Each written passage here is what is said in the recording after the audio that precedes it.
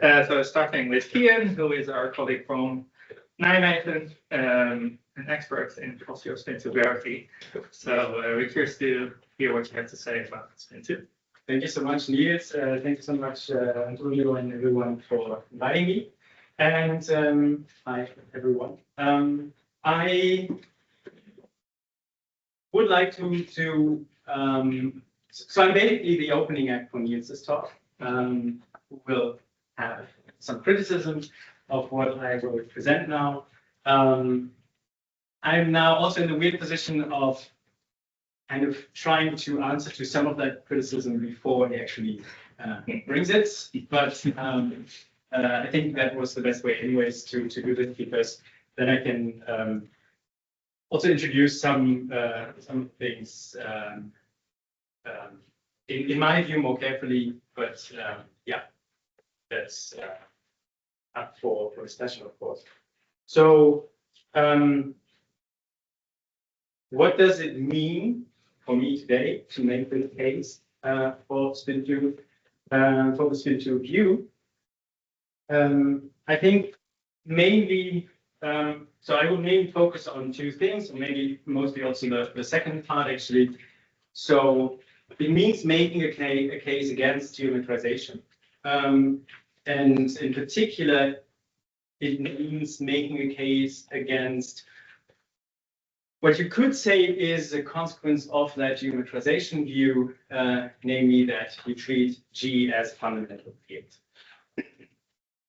And also positively to make a positive case for a different ontology.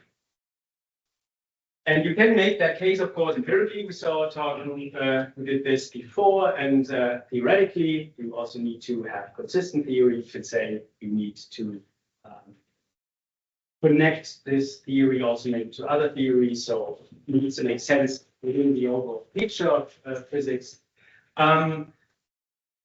But today I will also kind of hint at that this generalizes to some extent into making philosophical arguments. So you can still view it as part of the theoretical arguments in favor of the Spin-2 view, of course, but it's maybe a bit more specifically than just some other theoretical reason for this, but really a philosophical view. So I will, for example, also talk a bit about what fundamentality means. Some of you know this already, sorry, but yeah. First, very roughly, what is this geometrization picture? You can say that it is due to the equivalence principle, and it was said already today, which roughly says that it is impossible to detect the presence of a gravitational field by local experiments, and is basically the empirical core of GR. And there is a sense in which this indicates that gravity acts universally, regardless of the properties of the bodies. And then the claim is that this peculiar situation of gravity is best explained by gravity stemming from space-time. So that is basically brushing over the details, of course, but basically what this is about. Now, one way of starting to think more about this is to say that the plausibility of that picture is largely to an assumption that is not explicitly justified itself, namely that the effect of space-time on all material entities is the same. And then the lesson is that specifying the dependence relations of gravity and space-time geometry, basically exceeds the resources you find within GR itself. So you need to bring in something from outside, something that is not explicitly part of GR. So determining the direction of the dependence relation relies on additional assumptions. Regarding the geometrization view, that does not mean that this is immediately wrong or you should discard it or something. because the claim was not that it's a perfect explanation, but just that it's the best, right? So even if you have the best explanation of something, it might mean that you need to assume something in order to make this work. But maybe they are bad explanations. And basically, I want to argue today that this Spin-2 view, dynamical Spin-2 view, is a better explanation. But first, as I said, one of the implications of the geometrization feature is that spatial topological structure, specifically metric structure, is fundamental, which then explains gravity and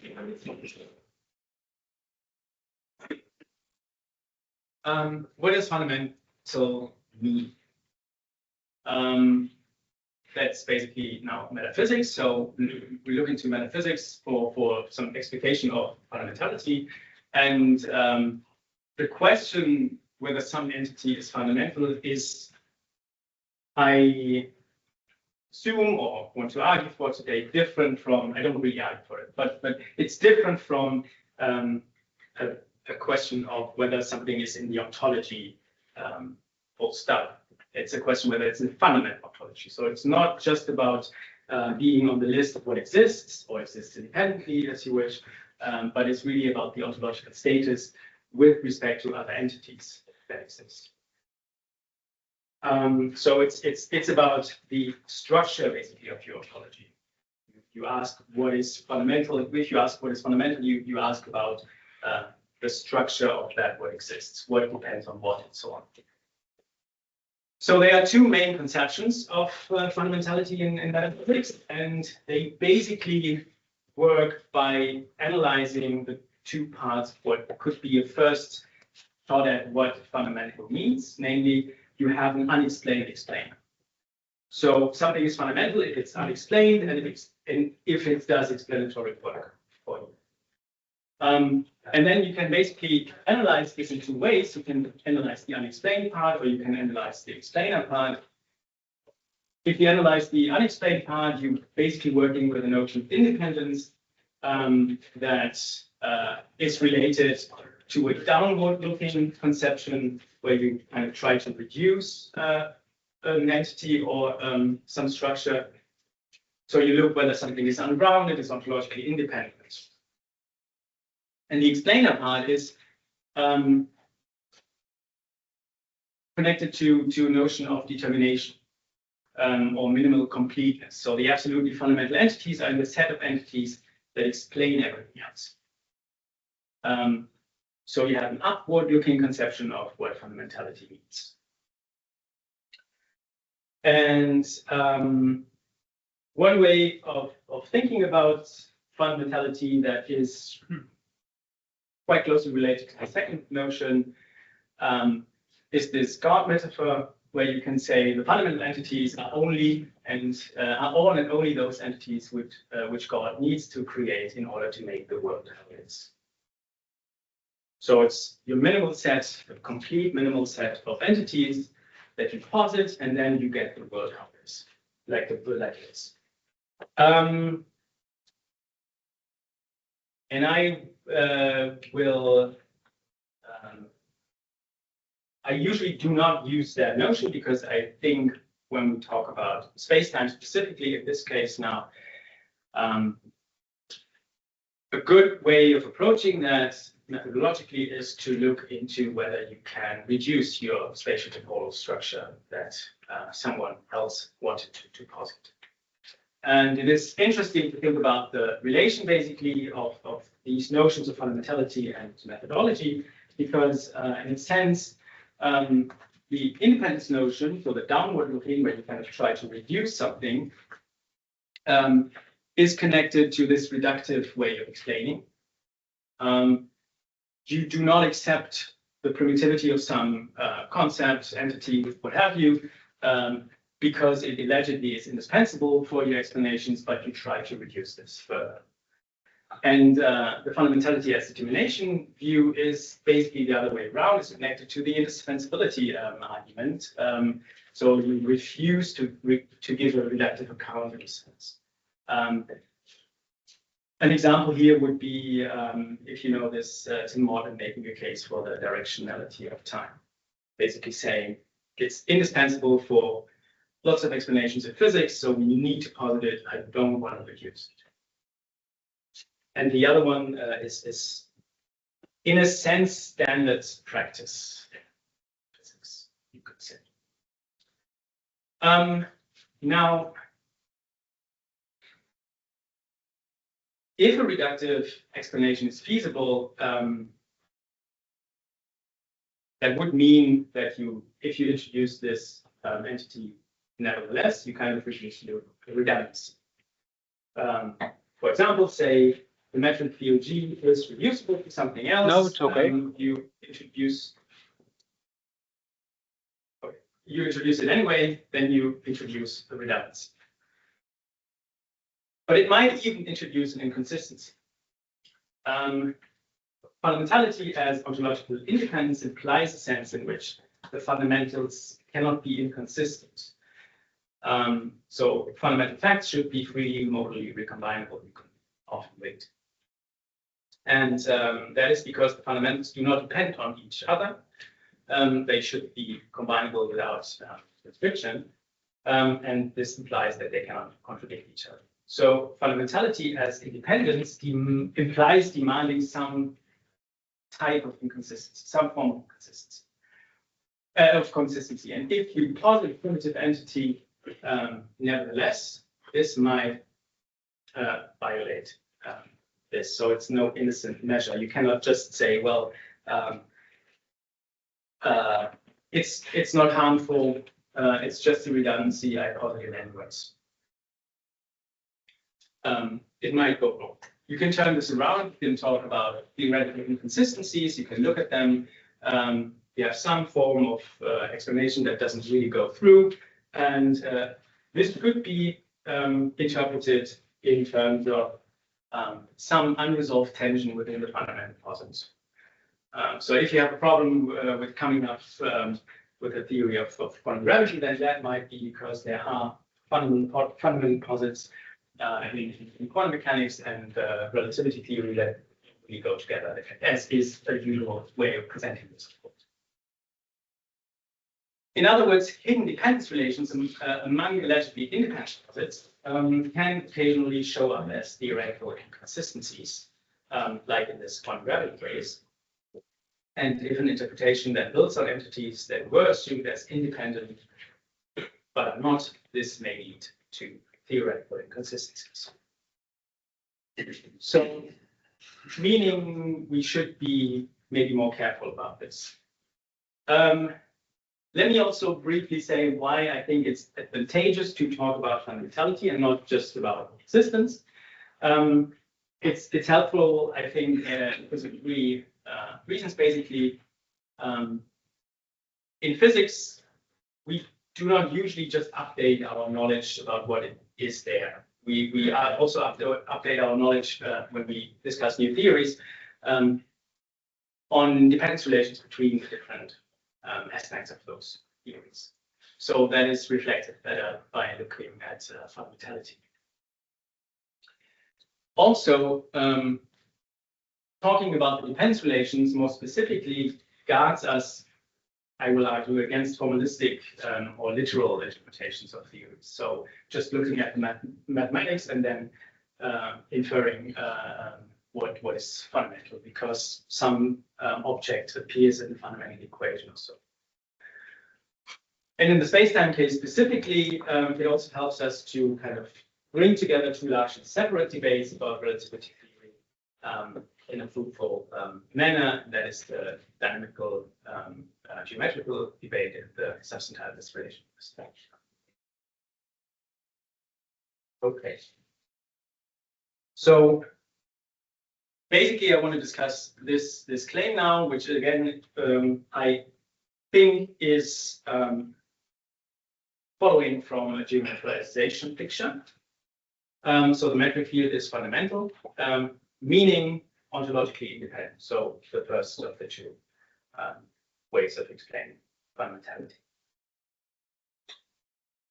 And if you claim this, if you claim this space-time metric fundamentalism, if you want to defend that, then Brown and Tooley have a problem for you, the coincidence problem. As a matter of logic alone, if one postulates space-time structure as self-standing autonomous element in one's theory, so you can say as ontologically independent, it need have no constraining role on the form of the laws governing the rest of the theory's models.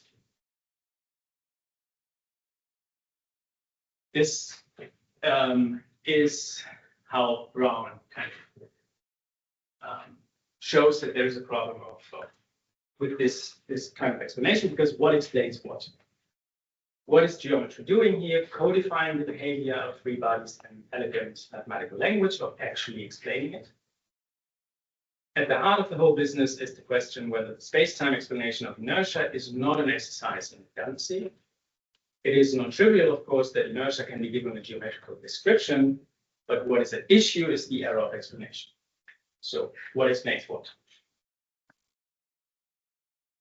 So here are the central claims of space-time metric fundamentalism after this criticism. First, again, the metric field is fundamental. But then they want to add this chronogeometric requirement to kind of take in the criticism.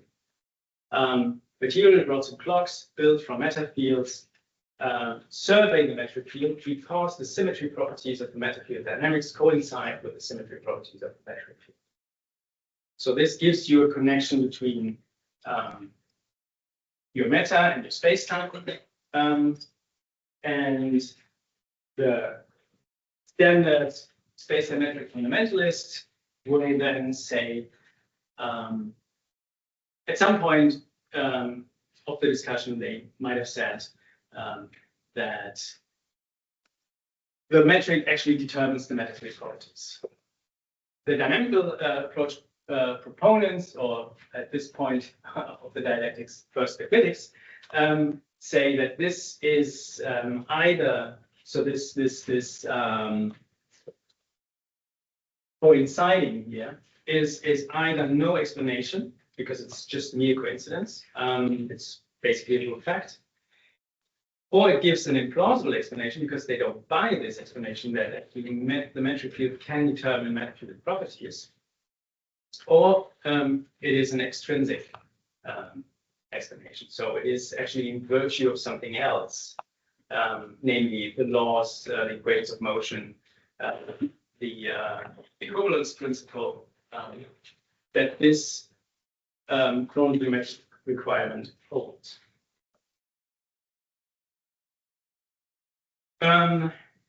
Yeah. So as a side note, what is in this issue of this unexplained root fact here, this issue of explaining chronogeometricity can be made a bit more precise by saying that you basically distinguish between the fixing of a universally shared dynamical symmetry property for all matter fields.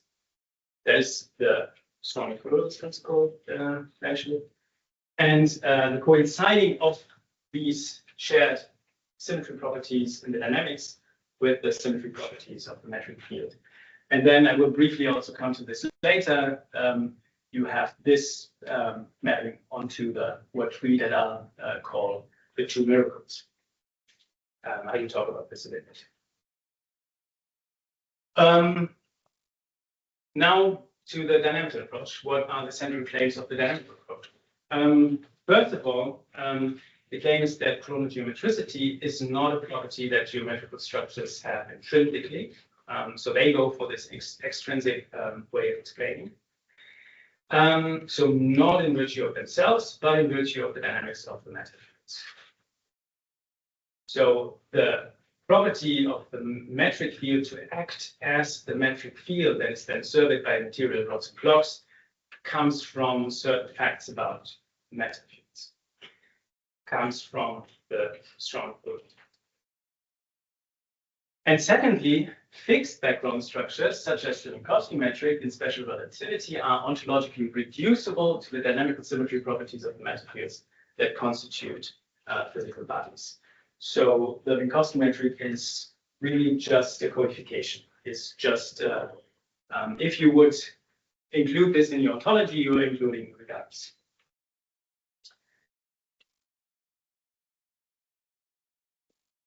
So this is kind of argued for by thinking about how we measure spatial temporal distances.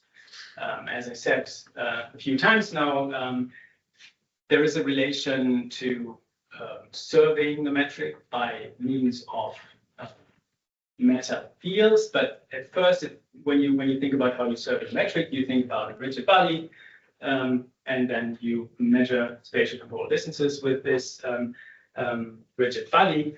And the question is, this is not what we think the explanation will look like eventually. So this is some first attempt at an explanation. So what is actually the reasoning for this? The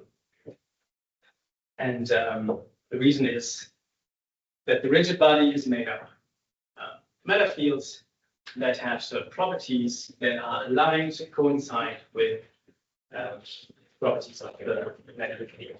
So this is kind of thinking the dynamic approach that is behind all this.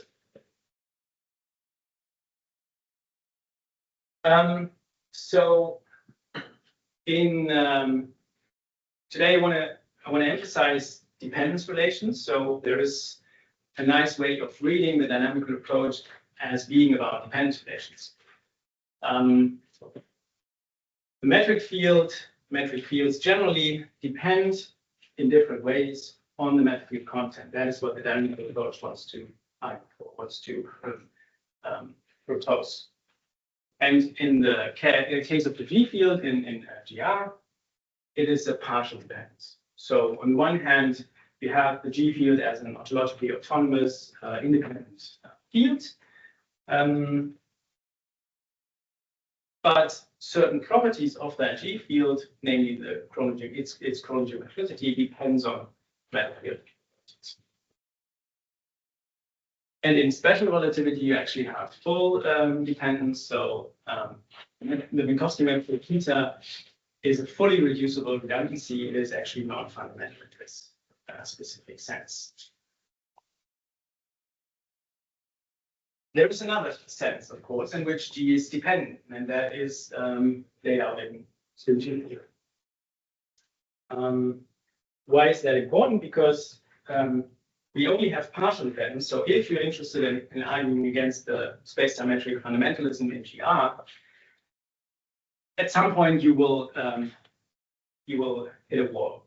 You cannot go further. You're stuck. Because the G field is ontologically fundamental, just certain properties. This property specifically receives some different explanation, and then James Reed will argue that if you sort this out carefully, then you will arrive at the geometrical and the dynamical approach not really disagreeing about much. They just have a different way of phrasing certain explanations. Relativity. But maybe you can go further, and by means of using making use of the Spin-2 approach. So just very briefly again, because we had better introductions of this today, the Spin-2 view of GR or something in the vicinity of GR is making use of this identity G equals eta plus H, where H is this new meta field, the graviton field, let's say, and H is really the full deviation, just to emphasize this again.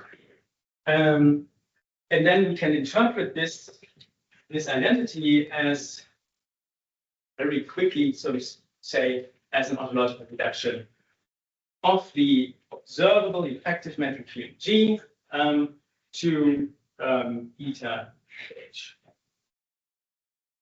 And ontological reduction means that certain entities at one level, G, are nothing more than a manifestation of entities at a lower level, eta and H. So G is nothing more than eta and H. G equals eta plus H is what we call the bridge law of this reduction, of this ontological reduction. And in dependence terms, you can say that G depends on eta H. Note that at the moment, we have not discussed what eta looks like. So at the moment, even a space-time metric fundamentalist can happily say that G is non-fundamental and that eta is actually the fundamental metric field.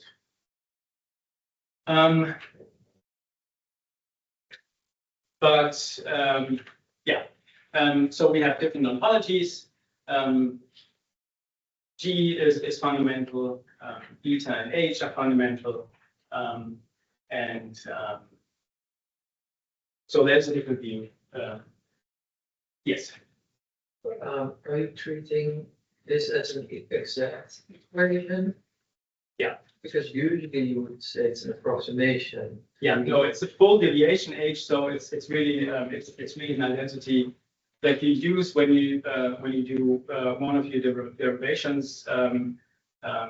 You will at some point use that to gain full nonlinear Einstein field equations again.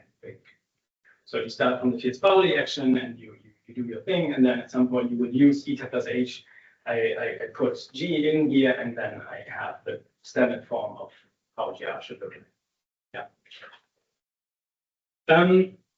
There is a problem with exactly what I just said, because as an identity, this G equals eta plus H is symmetric. And the symmetric dependence relation doesn't give you a fundamentality relation. Right? You cannot say that one is more fundamental than the other if it's a symmetric relation. Which is actually a general problem for reductions, of course, because you need to introduce your reason to treat one of the two as more fundamental. You need to introduce some. You need to use some external arguments. Basically, you don't get this for free from your reduction. So how to deal with that problem? Well, here's a new proposal. You can combine both critiques of the standard view. The respective problems were in the case of the dynamic approach, the dependence relations only of fixed fields and homogeneity, but not for G. And the dependence relation for the Spin-2 theory is symmetric. If you combine that, there is a sense in which, so Spin-2 theory again, there is a sense in which in the Spin-2 view, you basically separate what is mixed in G. You have a fixed space-time metric part and a dynamical gravitation part, which is of course possible because gravity is universal. So there is a sense in which the dependent and independent structures are separable in Spin-2 theory, and they weren't in GR, in standard GR. And that is useful for this kind of philosophical treatment of the whole thing. So you can come up with a new proposal, dynamic with Spin-2. Now H is this new ontologically independent meta field, fundamental meta field. Eta is a fixed field, so it ontologically depends on the symmetry properties of the meta field dynamics, including this new field H, which also has this Poincare or Lorentzian symmetry properties. Hence, on the dynamical view, the dependence relation G equals eta plus H is not interpreted and cannot be interpreted as a simple part-whole relation anymore. When you see such an equation, you think immediately, at least I do, okay, this is kind of a part-whole thing. Eta and H make up this G field. But now eta and H are not independent of each other anymore. So what seems to be logical when you look at the formalism paints over these dependence relations that they have. So you should be careful, and that's why I think you should have non-literal reading of Spin-2 fields. And then you can take away for an inference to non-fundamentality of G, where you basically have a relationalist view, then where only meta and fields are fundamental. And if you're interested in these kinds of coherent explanations from a more philosophical point of view, not just looking at what can I calculate, then there's a sense in which this dynamical view helps to resolve potential reservations against Spin-2 and vice versa, again, because also the dynamical approach is kind of bolstered by the Spin-2 view. Now, let me go through a few problems or what else we might want to have. So maybe you want to have additional support. We are now completely classical. So one way would be you go to quantum theory, quantum field theory, and get additional support from there, or you go look into string theory, find arguments why it is nice for this kind of view to find the Spin-2 in string theory, and so on. You can discuss quantitative or qualitative parsimony, as you usually do at some point in philosophy.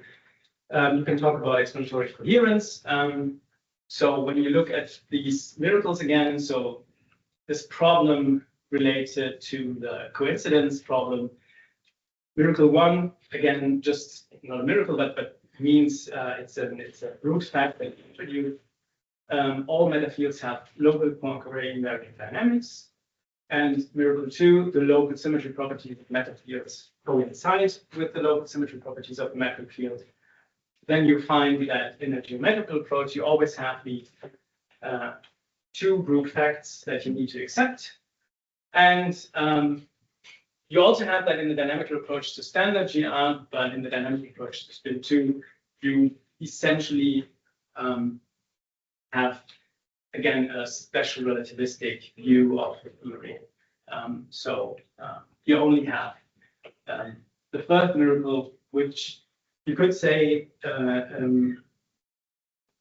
is fine to accept because you just happen to live in a world where all matter has these kinds of symmetry properties. Doesn't give you any additional problem. You can also look for additional support into the broader context of physics, as I said, string theory, QFT, certain other continuity conditions in terms of eventually a unificatory perspective, because when you think about fundamentality in terms of dependence relations, you immediately have this as an implication, basically, because fundamentality has independence implicitly about the dependence relations to all other entities. So if you want to have a fully consistent view, you need to basically, or you should expect to that you need to include that you need to work in a unification perspective. Okay. There are qualifications to the equivalence, of course. So I might just, in view of the time, maybe just skip over that because we have Matthias nice introduction to this and explanation of this. So the point being, essentially, if you want to talk about GR, you need to be careful whether you actually are able to talk about GR, make certain claims about GR. And the main point I would say, you can be careful with this, that you say, well, yes, there is a theoretically they are not equivalent in this and that way, but as long as you don't find empirical evidence that contradicts an empirical equivalence, you could say that's okay for me. That's a different question, and also maybe it is, and that relates to the next problem by Niels et al. That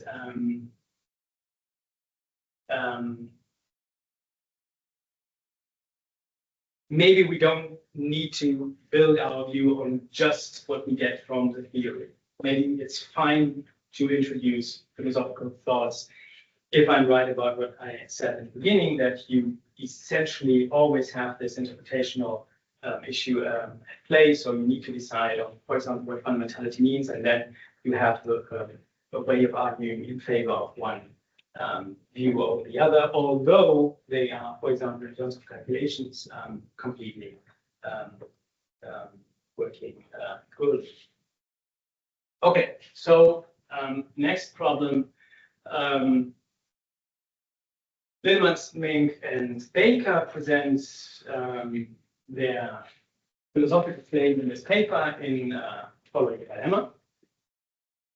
Either the view of the metric field as we are standing for a self-coupling spin-2 field in flat spacetime is physically incomplete insofar as it requires recourse to GR, or it leads to an absurd multiplication of alternative viewpoints on GR. So let me take these two horns in turn. So the reply to the first horn, so again, that this is incomplete and requires recourse to GR. I think this is being too strict regarding what counts as permissible in such derivations, basically. So what kind of recourse is problematic? We could ask. If certain basic conceptualizations don't work in the spin-2 view, but you need them for the spin-2 view, okay, then maybe that's a problem. But not being able to find immediately the correct energy momentum tensor might be less of a problem.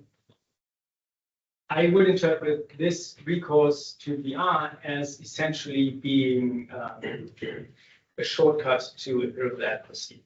Because of course we want to describe our world. We know that GR works in our world, so yes, we can use that prior knowledge. That's fine. If we have certain choices to make in spin-2 theory. Certainly, yeah, the derivation may then be less impressive. And that is, I'm happy to accept that.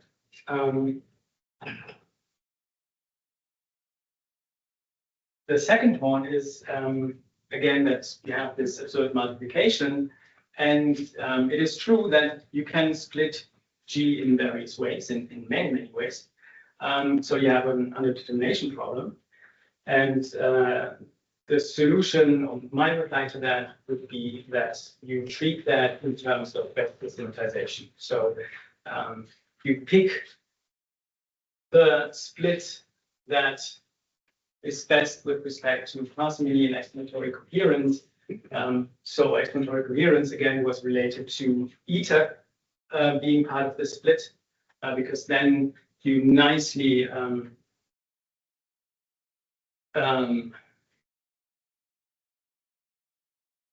bring the fixed parts on one side and the dependent parts on the other side, basically. So we have a more coherent picture because then eta can be treated as redundancy and you are left with just matter fields. And maybe also you can, and Niels, I think, is also happy to accept that, you can relate that back to the quantum theory being. No, okay. But that was not my argument. Now, in new work that Niels will present in a moment, there is another attack on this view by Niels. So this is, so just you have to say, so this is from a draft of from end of February or so. So maybe it's a bit. It's not up to date now, but so let me quote from that draft. There is both ambiguity in what the decisive figures behind the approach are stated about correct conceptualization and lack of consensus concerning the conceptual import of the approach in philosophical discussions. And he then lists the following. On the one hand, epistemological takes, intertheoretical takes, and ontological takes. According to the epistemological takes, the particle physics approach, so the Spin-2 approach, provides yet another means of arriving at the field equations.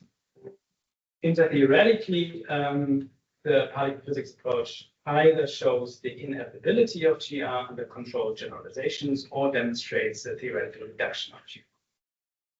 And theologically, you might have two ways, maybe more now. So process ontology, there's a genuine interaction picture, or what Niels calls design ontology, what I understood as being about the ingredients of when making the work, basically. And then the claim is the ontological readings considered are either unattractive, as in the case of standard ontological reduction claims, or that of the process ontology proposal, or are better seen to collapse into epistemological readings after all. And that is the case for the design ontology. And then I am not fully consistent, according to Niels. For instance, at the moment, I seem to claim ordinary ontological reduction with the bridge law, which seems to look as if I'm claiming ontological reduction in some context of SRGR, why I ultimately think that he commits heavily to a design ontology stances, focus on the so-called Spin-2 derivation and the claim how GR arises, thereby from consistency. So the derivation of the Spin-2 approach and this focus on consistency in that derivation is essential. So this is admittedly just some preliminary thoughts on this. I first of all thank you very much for being so careful about all of these things, and I think this is very worthwhile, and I might definitely learn something, because I might indeed have been not fully consistent here. But I also want to emphasize that I do not base my ontological claims on the derivation, because I completely agree that this can be tricky and should not be done, basically. My argumentative strategy was rather that we should not work with the formal elementary derivation, because they blur our key interest, which is dependence relations, in this attempt at getting at the fundamental ontology. In the formalism, it's unclear whether eta is dependent or independent, and the derivation cannot provide this asymmetric dependence relation that you need to metallic case. And therefore, essentially also the philosophical interpretation, the dynamical view as opposed to the geometrical view, and explication what fundamentality means, and how this is related to implication in some sense is essential. Conclusions. So because of all these reasons, I think that the dynamical Spin-2 view is preferable. The direction of dependence relations is importantly not to be read off from the fundamental equations or the derivation, and determining the fundamentals requires some interpretation, some, you could say, philosophical interpretation. And literal formalist interpretations of some theory can, or are in danger of painting over certain hidden implicit dependence relations, and can lead to redundancies which may not be present in terms of consistency. Thanks.